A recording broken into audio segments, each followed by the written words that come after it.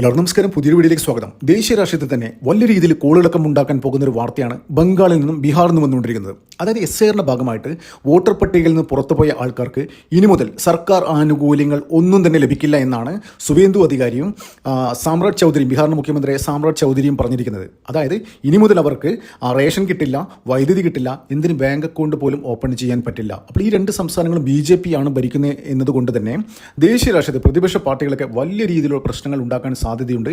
എന്തിനായാലും BJPയും കേന്ദ്ര സർക്കാരും ഇതൊന്നും മൈൻഡ് ചെയ്യുന്നില്ല. അതായത് ഈ BJP തന്നെ പറയുന്നത് ഇത്രയും പ്രശ്നമായിട്ട്, അതായത് ഇത്രയും ആൾക്കാർ വോട്ടർ പട്ടികയിൽ നിന്ന് പുറത്തുപോയി, ബംഗാളിൽ 95 ലക്ഷം പേർ പുറത്തുപോയി, ബീഹാറിൽ 65 ലക്ഷം പേർ പുറത്തുപോയി, എന്തിന് കേരളത്തിൽ പോലും 35 ലക്ഷം പേരാണ് SIRന്റെ ഭാഗമായിട്ട് വോട്ടർ പട്ടികയിൽ നിന്ന് പുറത്തുപോയത്. അപ്പോൾ ഇവരൊക്കെ ആരാണ്? ശരിക്കും ഇന്ത്യൻ പൗരന്മാരൊന്നല്ല. കഴിഞ്ഞ ദിവസം അണ്ണാമലൈ പറഞ്ഞ മാതിരി, അണ്ണാമലൈ ശശി തരൂർ ഡിബേറ്റിനിടയിൽ അണ്ണാമലൈ പറഞ്ഞ മാതിരി ഈ സ്ഥലങ്ങളിലൊന്നും ഇത്രയും ആൾക്കാർ പുറത്തുപോയി ഒരാൾക്കാർ പോലും അവിടെ പരാതിയുമായി രംഗത്ത് വന്നിട്ടില്ല. അതായത് ഞാനിവിടെ വോട്ട് ചെയ്യുന്നൊരു പൗരനാണ്, എൻ്റെ വോട്ട് പോയി എന്നെ SIRൽ നിന്ന് പുറത്താക്കി എന്ന് പറഞ്ഞിട്ട് പരാതിയുമായിട്ട് ഒരാൾ പോലും ഈ ഇന്ത്യയിൽ നിന്ന് വന്നിട്ടില്ല. അപ്പോൾ അത് എന്താണ് അതിലേക്ക് വിരൽ ചൂണ്ടുന്നത്? ഇവരൊന്നും ഇന്ത്യക്കാരല്ല. അതായത് ബംഗ്ലാദേശിൽ നിന്നൊക്കെ നുഴഞ്ഞു കയറി ഇവിടെ വന്നിട്ട് നമ്മുടെ ജനങ്ങൾക്ക് കിട്ടേണ്ട പല ആനുകൂല്യങ്ങളും ഇവർ തട്ടിയെടുക്കുന്നു. അതുകൊണ്ട് തന്നെയാണ് അതികർശനമായ തീരുമാനമെടുത്ത് ബംഗാൾ ബീഹാർ സർക്കാർ മുന്നോട്ട് പോകുന്നത്. അപ്പോൾ എന്തുകൊണ്ടാണ് ഈ ബംഗാൾ ബീഹാർ സർക്കാർ പൊടുന്നനെ ഇത്തരത്തിലുള്ള ഒരു കാര്യം നടപ്പിലാക്കാൻ പോകുന്നത്? നമുക്കറിയാം, ഈ കഴിഞ്ഞ 15 വർഷം മമതാ സർക്കാർ അവിടെ ഭരിച്ചപ്പോൾ ഈ ബംഗ്ലാദേശിൽ നിന്നുള്ള മുസ്ലിംസിലെ റോഹിംഗ്യൻസ് മുസ്ലിംസിനും ബംഗ്ലാദേശ് മുസ്ലിംസിനൊക്കെ അവിടെ കൊണ്ടുവന്ന് അവർക്ക് റേഷൻ കാർഡ്, ആധാർ കാർഡ്, എല്ലാവിധ സർക്കാർ ആനുകൂല്യങ്ങളും കൈപ്പറ്റാൻ വേണ്ടി അവർ ഇന്ത്യൻ പൗരന്മാരാണെന്ന് തെളിയിക്കാൻ വേണ്ടിയിട്ടുള്ള എല്ലാ കാര്യങ്ങളും ഈ മമതാ സഹായങ്ങളും ഈ മമതാ സർക്കാർ ചെയ്തു കൊടുത്തു. അപ്പോൾ ഒത്തിരി ബംഗാളിൻ്റെ ഡെമോഗ്രാഫി മാറുന്ന തരത്തിലേക്ക് അത്തരത്തിൽ കാര്യങ്ങൾ അത് എത്തിച്ചെന്ന് വെച്ചാൽ ഈ തൃണമൂൽ ഗുണ്ടകൾ ഭരണത്തിൻ്റെ കീഴിൽ അവിടെ അഴിഞ്ഞാടുന്ന അവിടുത്തെ ജിഹാദികളാണ്. ബംഗ്ലാദേശിൽ നിന്ന് നുഴഞ്ഞു കയറി വന്ന ഈ മമത തന്നെ കൊണ്ടുവന്നിട്ട് ആ ഡെമോഗ്രാഫി മാറ്റിയ, മുസ്ലിം ഭൂരിപക്ഷ പ്രദേശമാക്കി മാറ്റിയ ആ സ്ഥലത്ത് നിന്നുള്ള ഗുണ്ടകളാണ് ഈ തൃണമൂൽ ഗുണ്ടകളൊക്കെ BJPക്കാർ ആക്രമിക്കുന്നത്. അതായത് നമ്മുടെ ഹൈന്ദവ സംസ്കാരത്തെയാണ് അവർ ആക്രമിക്കുന്നത്.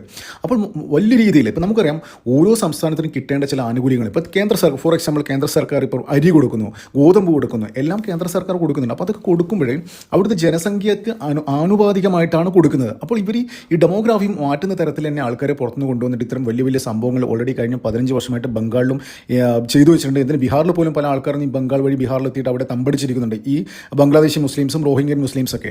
അപ്പോൾ സ്വാഭാവികമായിട്ടും നമ്മുടെ ഇന്ത്യക്കാർക്ക്, ഇന്ത്യയിലെ ജനങ്ങൾക്ക് കിട്ടേണ്ട ആനുകൂല്യങ്ങളാണ് അവർ കവർന്നെടുക്കുന്നത്. അത് നമ്മളിപ്പോൾ അരി കൊടുത്തു, ഇപ്പോൾ ഒരു 1 ലക്ഷം ടൺ അരി ഇപ്പോൾ ബംഗാളിന് കൊടുത്തു എന്ന് വെച്ചാൽ അത് ഇന്ത്യക്കാർ അവിടുത്തെ ജനസംഖ്യ അനുപാതികമായിട്ടാണ് കൊടുക്കുന്നത്. അപ്പോൾ ഇത്തരം ആൾക്കാർ വന്നു കഴിഞ്ഞാൽ അതിൻ്റെ ആ ഡിസ്ട്രിബ്യൂഷൻ ഇക്വേഷൻ മാറും, കൂടുതലും അവരെ ആൾക്കാർക്ക് പോകും. അപ്പോൾ ഇതൊക്കെ തടയിടാൻ വേണ്ടി തന്നെയാണ് എന്താ പറയേണ്ടത് ഈ രണ്ട് സർക്കാരുകളും തീരുമാനം. അപ്പോൾ ഒത്തിരി ആൾക്കാർ, കോടിക്കണക്കിന് ആൾക്കാർ, ഏകദേശം 1.5 കോടി ആൾക്കാർ ബീഹാറിലും, ഏകദേശം 2, 2.5, 3, 4 കോടി ആൾക്കാർ ബംഗാളിലും ബംഗ്ലാദേശിൽ നിന്ന ആൾക്കാരുണ്ട്. അപ്പോൾ ഇപ്പോൾ 95 ലക്ഷം പേരാണ് SIR നിന്ന് പുറത്തായത്. അപ്പോൾ സുവേന്ദു അധികാരി പറഞ്ഞ പ്രകാരം അവിടെ ഒരു ലൂപ്പ് ഹോളുണ്ട്. അതായത് ബ്ലൈൻഡായിട്ടല്ല ഈ നിയമം നടപ്പിലാക്കുന്നത്. അതായത് ആർക്കെങ്കിലും പരാതി ഉണ്ടെങ്കിൽ, അതായത് ഞാൻ ഇന്ത്യൻ പൗരനാണ്, ഞാൻ ഇവിടെ വോട്ട് ചെയ്യുന്നൊരു പൗരനാണ്, എന്നെ SIRന്ന് വേണ്ടാത്ത രീതിയിൽ പുറത്താക്കിയെന്നുകൊണ്ട് പരാതിയുമായിട്ട് ആരെങ്കിലും പോയിട്ടുണ്ടെങ്കിൽ അവർക്ക് ആ പരാതി തീർപ്പാക്കുന്നത് വരെ ഈ ആനുകൂല്യങ്ങളൊക്കെ ലഭിക്കുന്നില്ല കാര്യത്തിൽ ഒരു സംശയമില്ല, അതിനൊരു തർക്കമില്ല എന്നാണ് ഈ സുവേന്ദു അധികാരി പറഞ്ഞത്, ഈ സാമ്രാട്ട് ചൗധരിയും പറഞ്ഞത്. അപ്പോൾ അതിൻ്റെ കാര്യത്തിൽ ഒരു പ്രശ്നമില്ല. പക്ഷേ ഇപ്പോൾ ആർക്കാണ് പ്രശ്നം? ഇവിടുത്തെ പ്രതിപക്ഷ പാർട്ടി രാഹുൽ ഗാന്ധിക്കും കോൺഗ്രസിനും ഈ ജിഹാദികളെ താങ്ങി നടന്ന ആൾക്കാർക്കുമാണ് വലിയ രീതിയിൽ കോളിളക്കം ഉണ്ടാക്കാൻ പോകുന്നത്. എന്ന് വെച്ചാൽ അവരാണ് അവർ ഈ ന്യൂനപക്ഷം, ഈ മുസ്ലിംസിൻ്റെ ചാമ്പ്യൻസ് ആണെന്ന് കാണിക്കാൻ വേണ്ടിയിട്ട് വലിയ രീതിയിലുള്ള പെടാപ്പാട് വിടുകയാണ്. അപ്പോൾ ഇവരൊക്കെ ചേർന്നിട്ടാണ് കാലാകാലങ്ങളായിട്ട് ഇന്ത്യയുടെ റിസോഴ്സ് കൊള്ളയടിച്ചുകൊണ്ടിരിക്കുന്നത്. അപ്പോൾ ഇനി ഇവിടെ സുവേന്ദു അധികാരി ചാർജ് എടുത്തതിന് ശേഷം ഇനി അത്തരത്തിൽ ഒരു കാര്യം വെച്ചു പൊറുപ്പിക്കില്ല എന്ന് അദ്ദേഹം അർത്ഥശങ്കയ്ക്ക് ഇടയില്ലാത്ത വിധം പറഞ്ഞിട്ടുണ്ട് കാര്യങ്ങൾ. അപ്പോൾ വലിയൊരു മാറ്റം തന്നെയാണ്. ഇപ്പോൾ ഈ 95 ലക്ഷം പേർക്ക് ഇത്രയും കാര്യങ്ങൾ, ആനുകൂല്യങ്ങൾ കൈപ്പറ്റുന്നവരാണെങ്കിൽ അത് നമ്മുടെ ഇന്ത്യക്കാർക്ക് അതെല്ലാം ഇനി കൊടുക്കാതിരിക്കുകയാണെങ്കിലോ അതായത് ബംഗാളിലെ ആൾക്കാർക്ക് സാധാരണ അർഹപ്പെട്ട കൈകളിലേക്ക് ഈ ആനുകൂല്യങ്ങൾ എത്തും. ഒന്ന് ആലോചിച്ചൊക്കെ, നമ്മുടെ കിസാൻ സമ്മാൻ നിധി ഉണ്ട്, അതായത് ഒരു വർഷം 6000 രൂപ കൊടുക്കുന്ന ഒരുപാട് അങ്ങനത്തെ ആനുകൂല്യങ്ങളുണ്ട്. ഫസൽ ബീമാ യോജന, അങ്ങനെ പല പല പല പല കാര്യങ്ങളുണ്ട്, കേന്ദ്ര സർക്കാരിൻ്റെ പ്രോജക്റ്റുകളുണ്ട്. അപ്പോൾ ഈ പ്രോജക്റ്റിൻ്റെ ബെനിഫിഷ്യറീസൊക്കെ ഇന്ത്യൻ പൗരന്മാരാവണം. അപ്പോൾ ഇങ്ങനെ ബംഗ്ലാദേശിൽ നിന്നും ആൾക്കാരൊക്കെ കടന്നു വന്നിട്ട് ഇത്തരം ആനുകൂല്യങ്ങൾ കൈപ്പറ്റിയിട്ട് നമ്മുടെ ഇന്ത്യക്കാർക്ക് കിട്ടേണ്ട ആനുകൂല്യങ്ങൾ അവർ കവർന്നെടുക്കുന്നത്. അപ്പോൾ ഇനി മുതലുണ്ടല്ലോ കുറച്ച് എഫക്റ്റീവ് ആവും. പ്രത്യേകിച്ച് ബോർഡർ ഷെയർ ചെയ്യുന്ന, ബംഗ്ലാദേശിൻ്റെ ബോർഡർ ഷെയർ ചെയ്യുന്ന ബീഹാറും ബംഗാൾ പോലുള്ള സംസ്ഥാനങ്ങൾ ഇത്തരത്തിൽ ഒരു കടുത്ത നടപടി സർക്കാർ സ്വീകരിച്ചു കഴിഞ്ഞാലുണ്ടല്ലോ നല്ല ഇമ്പാക്റ്റ് ഉണ്ടാവും. അതായത് നമ്മുടെ കാര്യങ്ങളൊക്കെ, കേന്ദ്ര സർക്കാരിൻ്റെ കാര്യങ്ങളൊക്കെ എഫക്റ്റീവായിട്ട് നമ്മുടെ പൗരന്മാരിൽ എത്തുന്നു എന്നുള്ള അത് ഉറപ്പിക്കാനുള്ള ഏറ്റവും വലിയൊരു കാര്യമാണ് ഇവിടെ നടന്നുകൊണ്ടിരിക്കുന്നത്.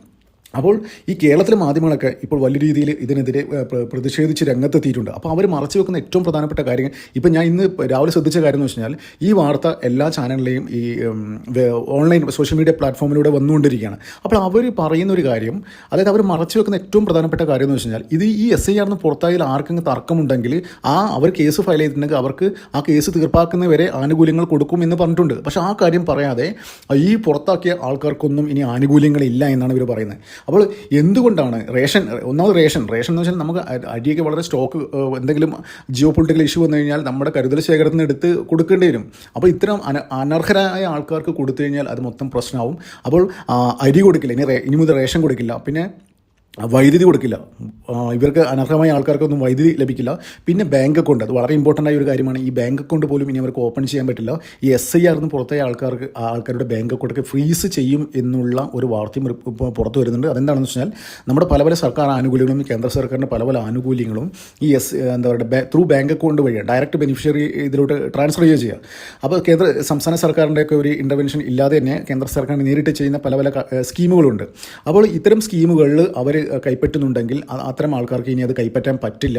അതായത് അത് വലിയൊരു നീക്കം തന്നെ. വലിയൊരു നീക്കം എന്ന് വെച്ച് കഴിഞ്ഞാൽ ഇനി ഇന്ത്യയിൽ മൊത്തം എത്ര കോടി, നമ്മളെ കൊച്ചു കേരളത്തിൽ പോലും 30 ലക്ഷം പേര് ഈ SIR ഭാഗമായിട്ട് പുറത്തായി എന്ന് പറഞ്ഞാൽ ആരും വിശ്വസിക്കുമോ? ഒരാളും വിശ്വസിക്കില്ല.